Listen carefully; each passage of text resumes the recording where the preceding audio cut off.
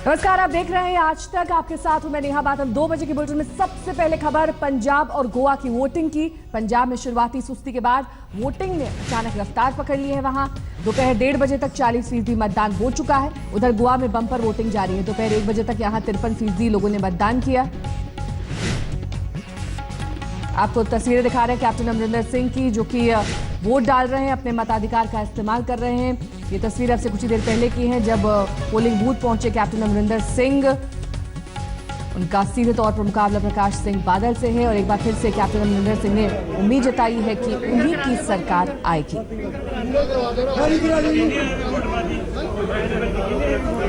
कुछ देर पहले की तस्वीरें, जब पोलिंग बूथ पहुंचे कैप्टन अमरिंदर सिंह, वहां पर वोट डालने के लिए उनके साथ कुछ और लोग भी मौजूद थे, लेकिन पोलिंग बूथ पर कैप्टन अमरिंदर सिंह ने वोट डाला और उसके बाद वो वहां से चले गए। 6 तस्वीरें हम आपको दिखा रहे हैं किस तरह से अलग अलग सीटों पर मतदान करने पहुंचे।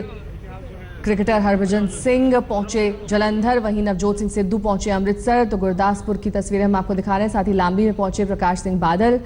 भगवंत मान भी पहुंचे वोट डालने मोहाली, और साथ ही पटियाला की तस्वीर जहां पर पहुंचे जनरल जे सिंह। गुरमीत गुग्गी भी पहली बार चुनाव के मैदान में हैं। वो भी अपने मताधिकार का इस्तेमाल करने पहुंचे और उन्होंने भी वोट डाला। कांग्रेस के मुख्यमंत्री उम्मीदवार अमरिंदर सिंह वोटिंग के लिए पूरे परिवार के साथ अपने महल से निकले। आज तक संवाददाता सुप्रिया भारद्वाज ने वोटिंग से पहले अमरिंदर सिंह से की खास बातचीत। 50 साल की सक्रिय राजनीति के बाद आज एक बार फिर महाराजा पटियाला कैप्टन अमरिंदर सिंह अपने पूरे परिवार के साथ जा रहे हैं वोट डालने के लिए। महाराजा अमरिंदर सिंह जो हैं वो पंजाब कांग्रेस के चीफ हैं, उनके साथ उनका पूरा परिवार है। महारानी परनीत कौर हैं, साथ में उनकी बेटी है और साथ में उनकी पोती भी है। और इस समय महाराज साहब जा रहे हैं। सर, आपका रिएक्शन क्या है, किस तरह से देखते हैं चुनाव को? आपने कहा कि आपका आखिरी चुनाव अब है। देखिए, जो खबरें आ रही हैं पटियाला शहर से, अब तो मैं जाऊंगा शहर में, एंड लंबी से बड़ी पॉजिटिव आ रही हैं, और पूरे पंजाब से जो हमारी पार्टी की खबरें हैं वो बहुत पॉजिटिव हैं। क्या इश्यूज है आपको लग रहा है जो वोट दे रहे हैं लोग, क्या इश्यूज सामने रख के वोट दे रहे हैं? नेचुरली जो हमारे पार्टी का प्रोग्राम है वो एक्सेप्ट किया लोगों ने। They want stability, they want good governance, और गुड गवर्नेंस के लिहाज पे, क्योंकि 10 साल इन्होंने इनको देख लिया है, सो दे वांट के प्रोग्रेस हो स्टेट में, जॉब्स क्रिएट हो। तो ये थे कैप्टन अमरिंदर सिंह जो हमसे बात कर रहे थे। पूरा राज परिवार इस समय निकल रहा है। महारानी परनीत कौर, साथ में पूरी फैमिली मेंबर्स जो हैं वो आप देख सकते हैं इस समय बाहर जा रहे हैं। कैमरा पर्सन वकार के साथ सुप्रिया भारद्वाज, दिल्ली आज तक। और अब बात करेंगे नवजोत सिंह सिद्धू की। उनका परिवार जहां बादल परिवार पर हमले कर रहा है, तो वहीं पंजाब की परीक्षा के दिन पंजाब के उप मुख्यमंत्री सुखबीर सिंह बादल ने अपनी पुश्तैनी गांव बादल में डेरा जमाया। आज तक संवाददाता सतेन चौहान ने सुखबीर बादल से उनके घुड़साल में की खास बातचीत। पंजाब के चुनावों में भारी मतदान चल रहा है, लोग घरों से बाहर निकले हैं, तो जो राजनेता हैं तमाम कहीं ना कहीं तनाव में रहे हैं, कई दिनों तक लगातार प्रचार में लगे रहे। फिलहाल सुखबीर सिंह बादल एक अलग मुद्रा में हमें नजर आ रहे हैं और अपने घुड़साल में पहुंचे हैं। ये जो है सुखबीर बादल जी के, मेरे ख्याल से आपके पसंदीदा हैं ये लोग। ये मेरी जान है। लेकिन अभी जो बात करें, पूरा पंजाब, पूरा देश निगाहें पंजाब के ऊपर, गोवा के ऊपर लगी हुई हैं चुनावों में। आपका दिल क्या कहता है बादल साहब? कंप्लीट दोनों स्टेट्स में, गोवा और पंजाब में एनडीए की गवर्नमेंट आएगी, क्लीन स्वीप। लेकिन अभी देखिए, अभी चुनाव चल रहा है, मतदान चल रहा है, आपने इसी बीच समय निकाल लिया? बिकॉज हमें कॉन्फिडेंस है कि लोग अमन शांति चाहते हैं पंजाब में, और ये सोच समझ के पंजाब के लोग फैसला करेंगे। जो माहौल पंजाब में हमने डेवलपमेंट का किया है, जो इंफ्रास्ट्रक्चर डेवलप किया है, जो हर यहाँ कम्युनल हार्मनी, पीस जो पंजाब में है, वैसा माहौल आज तक किसी सरकार ने पंजाब में नहीं किया। वो दूसरी पार्टी लीडरलेस है। आम आदमी पार्टी तो टेररिज्म के साथ है, सारे टेररिस्ट के साथ को मिल गई है, और पंजाब के लोग पहचानते हैं कि अगर टेररिज्म वापस आ गया तो पंजाब खत्म हो जाएगा। लेकिन सुखबीर जी, चुनाव से जो पहले अभी मुद्दे चल रहे थे, बात ड्रग्स की थी या उल्ट और जो है करप्शन की थी, लेकिन वो मुद्दे अब नजर नहीं आ रहे एकदम। ये मुद्दे क्योंकि है ही नहीं थे मुद्दे, पंजाब की जनता जानती। ये मुद्दे 2012 में मैंने यूज किए थे, फेल हो गए थे। और कितनी बार यूज करोगे वो? उनके पास कोई इश्यू नहीं है हमारे खिलाफ। कोई डेवलपमेंट कभी उन्होंने कहीं बोला है कि हमने डेवलपमेंट नहीं की, हमने बिजली नहीं दी, हमने सड़क नहीं दी, हमने सीवरेज नहीं दिया? ये तो बोलते नहीं वो। और इस बीच मोहाली में आप सांसद भगवंत मान ने वोट डाला, उसके बाद उनका क्या कुछ कहना था, सुनिए। हमारा मुकाबला भ्रष्टाचार से है, हमारा मुकाबला गरीबी से है, बेरोजगारी से है, माफिया राज से है। हाँ, अकाली दल और कांग्रेस में बहुत ही सख्त मुकाबला है दूसरे और तीसरे नंबर पर आने के लिए। जलालाबाद में जमानत जब्त हो रही है सुखबीर सिंह बादल की, और मुझे थोड़ा सा दुख इस बात का है कि वो 1 लाख वोट से नहीं हार रहा, वो 92 या 93,000 वोट से हार रहा है। 1 लाख हो जाती ना तो मजा आ जाता, फिर भी मैं उम्मीद करूंगा कि 1 लाख से हार जाए। और इस बीच नवजोत सिंह सिद्धू अमृतसर में वोट डालने पहुंचे, वहां उनसे बात की हमारे संवाददाता अशोक सिंघल ने। हमारे साथ नवजोत सिंह सिद्धू हैं। सिद्धू साहब, किन मुद्दों पे आप चुनाव लड़ रहे हैं इस बार?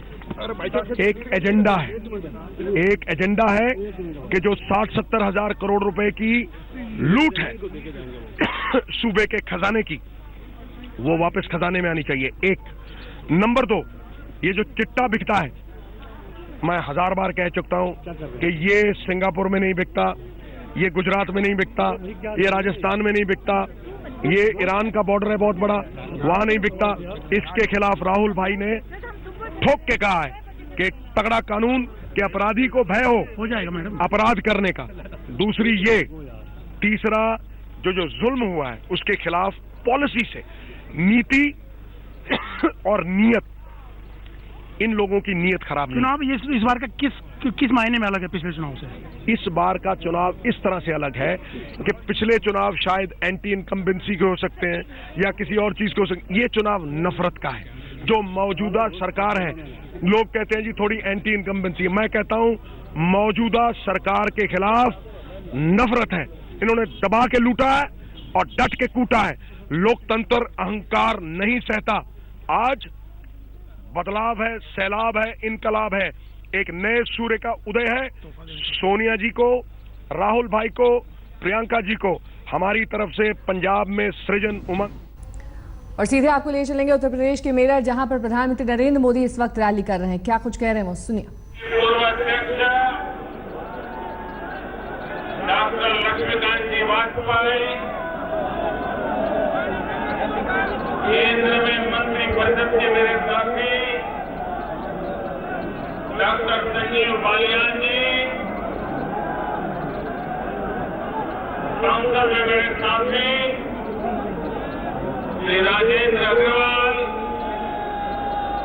श्रीमान सत्यपाल सिंह,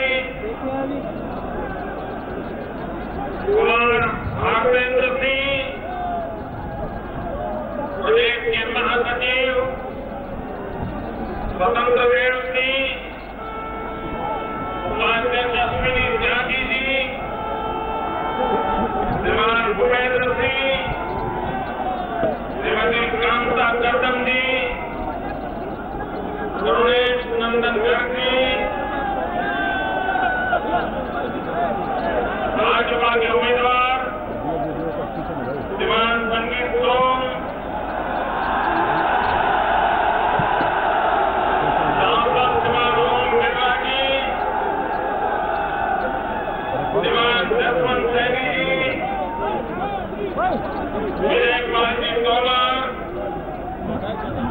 श्री रविंद्र भडाना जी, देवेंद्र सिंह जी, श्री सत्य प्रकाश अग्रवाल, श्री जितेंद्र पाल सिंह, शिव कुमार राणा जी, श्रीमान सोमेंद्र तोमर जी, श्रीमान हरिदास अहलुवालिया जी, श्रीमान विजय पाल कश्यप जी, योगेश धामा जी, सत्येंद्र तोमर जी,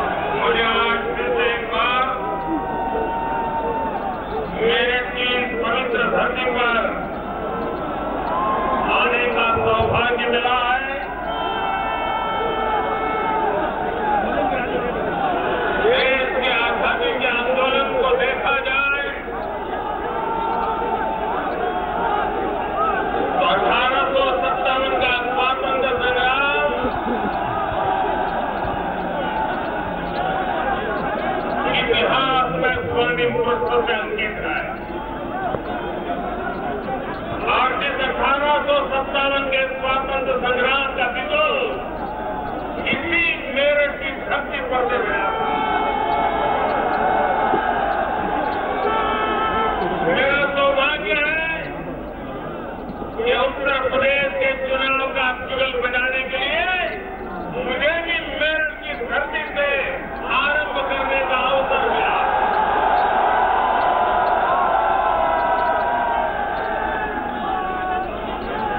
उस समय अंग्रेजों से मुक्ति की लड़ाई थी, इस समय गरीबी से मुक्ति की लड़ाई है। उस समय विदेशी ताकतों के खिलाफ लड़ाई थी, इस समय भ्रष्ट ताकतों के खिलाफ लड़ाई है। उस समय गैर कानूनी तरीके से हिंदुस्तान पर कब्जा करने वालों के खिलाफ लड़ाई थी, इस समय निर्दोष किसानों की जमीन कब्जा करने वाले माफियाओं के खिलाफ लड़ाई है। और इसलिए ये लड़ाई भ्रष्टाचार कर करके, माफियागिरी करके, गुंडा राज चला करके, बहन बेटियों की इज्जत लूटने वालों को राजनीतिक आश्रय देने वालों के खिलाफ लड़ाई है।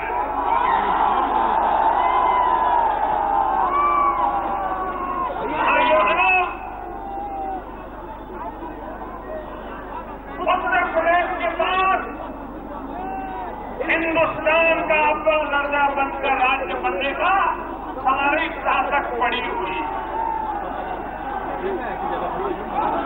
यहाँ पर प्राकृतिक संसाधन है, गंगा यमुना जैसे पवित्र धाराएं हैं, पवित्र धाराएं हैं। हमारे मेहनत कश किसान हैं, संकल्पबद्ध नौजवान हैं, कुछ कर गुजरने का मादा रखने वाला ये उत्तर प्रदेश। भाइयों बहनों, अब उत्तर प्रदेश को ऐसा रख करके हम देश का भला नहीं कर सकते। क्या कारण है? उत्तर प्रदेश के नौजवान को रोजी रोटी कमाने के लिए उत्तर प्रदेश छोड़ करके, बूढ़े मां बाप को छोड़ करके, अपने खेत खलिहान छोड़ करके, गांव परिवार यार दोस्त छोड़ करके शहरों में गंदी नालियों के पास झुग्गी झोपड़ी में जिंदगी गुजारना का मजबूर करना, ये कितना बड़ा पाप उत्तर प्रदेश में हुआ है। और इसलिए भाइयों बहनों, आप उत्तर प्रदेश के लोग, आपने मुझे प्रधानमंत्री बनाया।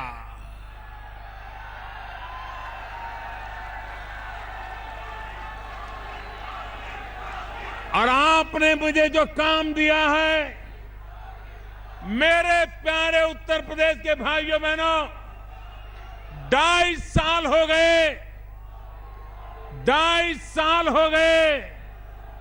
मोदी के नाम पर कोई कलंक है क्या? कोई कलंक है क्या? देश का नुकसान हुआ हो ऐसा कोई काम किया है क्या? देश को सर झुकाना पड़े ऐसा कोई काम किया है क्या? भाइयों बहनों, उत्तर प्रदेश ने मुझे जो भरोसा दिया, उत्तर प्रदेश ने मुझे जो प्यार दिया, मैंने उत्तर प्रदेश की इज्जत को नई ऊंचाइयों पर ले जाने के लिए मुझसे जो हो सकता है करने में कोई कमी नहीं रखी है। लेकिन भाइयों बहनों, उत्तर प्रदेश, मुझे उत्तर प्रदेश का अभी भी कर्ज चुकाना शेष है। 2.5 साल में दिल्ली में आपने मुझे बिठाया, बहुत सारे गरीबों के, मध्यम वर्ग के, नौजवानों के, दलित, पीड़ित, शोषित के, किसानों के, महिलाओं के ढेर सारे काम किए। लेकिन भाइयों बहनों, मुझे उत्तर प्रदेश के लिए कुछ और करना बाकी है।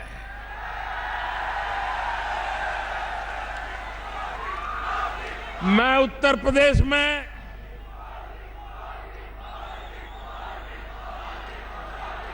कितना ही चाहूं अच्छा करने के लिए, लेकिन अगर यहां रुकावटें पैदा करने वाली सरकारें बैठी रही तो दिल्ली से जो लाभ पहुंचाना है वो लखनऊ में अटक जाएगा कि नहीं अटक जाएगा।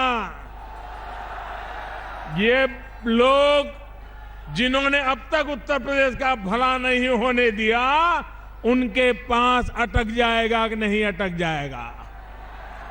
ये जब तक लखनऊ में बैठी हुई उत्तर प्रदेश की सरकार को घर नहीं भेजते हैं, दिल्ली से जो भेज रहा हूं वो आप तक पहुंचेगा नहीं। इसलिए इनको हटाना बहुत आवश्यक है।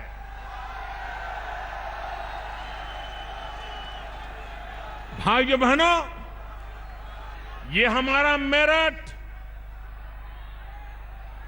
आजादी के दीवानों को जन्म देने वाली धरती, स्वातंत्र सेनानियों को जन्म देने वाली धरती, यहां जो खेल कूद के साधन बनते हैं, हिंदुस्तान का नौजवान मेरठ के खेल कूद के साधनों के ऊपर अपनी जिंदगी लगा देता है, जूझता है, भारत को विजयी बनाता है। यही तो मेरठ की धरती है। वहां पर बजने वाला बैंड हिंदुस्तान भर के लोगों को झूमने की ताकत देता है। भाइयों, ये मेरा मेरठ है। यही मेरठ पश्चिमी उत्तर प्रदेश के विकास का प्रवेश द्वार है। औद्योगिक नगरी के रूप में पूरे उत्तर प्रदेश में अपनी शान बान शान पैदा करे, इतनी ताकत मेरठ में है। लेकिन मेरठ का हाल क्या है? कोई सामान्य नागरिक शाम को जिंदा घर लौटेगा, इसकी कोई गारंटी है क्या? क्या कारण है? आए दिन हत्याएं हो रही हैं, निर्दोष व्यापारियों को मार दिया जा रहा है, निर्दोष नागरिकों को मार दिया जा रहा है। और ये मामला सिर्फ मेरठ का नहीं है। उत्तर प्रदेश में हत्या करने वालों पर कोई कानूनी कार्रवाई नहीं होती। उत्तर प्रदेश में गुंडागर्दी वो राजनीतिक आश्रय से पली बड़ी है। गुंडाओं को आश्रय देने वाले, गुंडागिरी को आश्रय देने वाले, क्या ऐसी सत्ता को हटाना है कि नहीं हटाना है?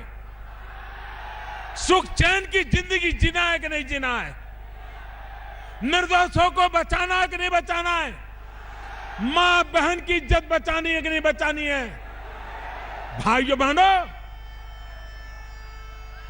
आज आपने देखा होगा कुछ दिन पहले कांग्रेस पार्टी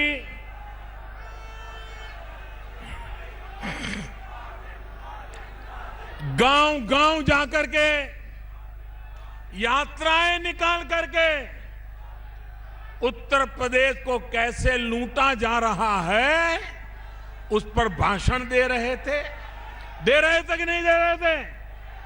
ये कांग्रेस वाले एक रथ यात्रा निकाल करके गांव गांव जाकर के ये सपा को गालियां दे रहे थे कि नहीं दे रहे थे? उत्तर प्रदेश सरकार को बदनाम कर रहे थे कि नहीं कर रहे थे? उत्तर प्रदेश की सरकार गुंडागिर्दी करती है वो कहते थे कि नहीं कहते थे? ये लोग बेईमान हैं ऐसा कहते थे कि नहीं कहते थे? इन लोगों ने उत्तर प्रदेश को बर्बाद किया ये कहते थे कि नहीं कहते थे? रातों रात ऐसा क्या हो गया कि आप उनके गले लग गए?